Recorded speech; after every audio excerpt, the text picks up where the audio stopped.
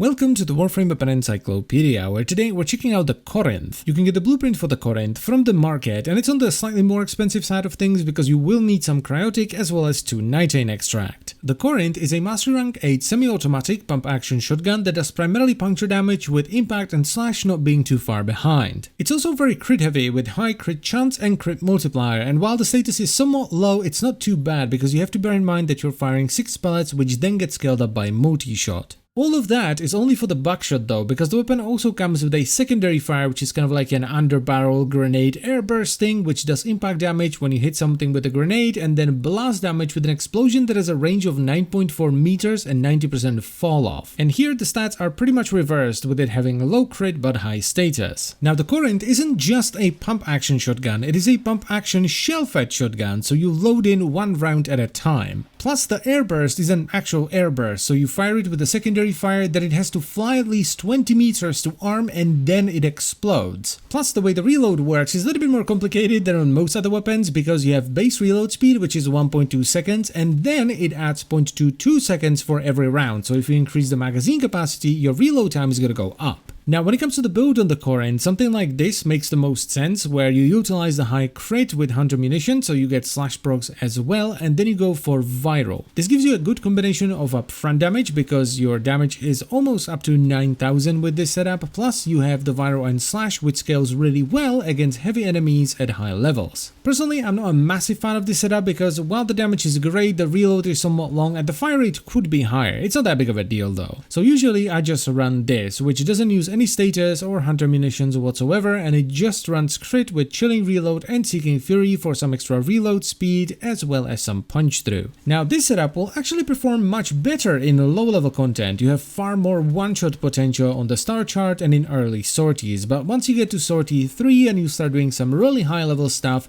it will fall off pretty quickly. But I really don't mind, because it's just way more fun to use.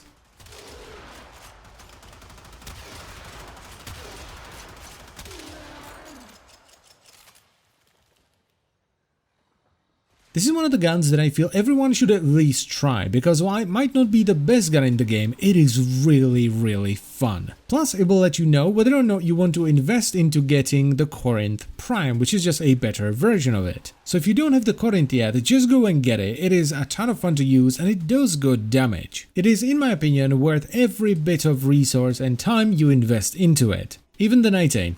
Okay, and that is pretty much all I wanted to say. So as always guys, I thank you very much for watching. I hope you've enjoyed the video and you found it helpful, and I will see you some other time. Bye bye.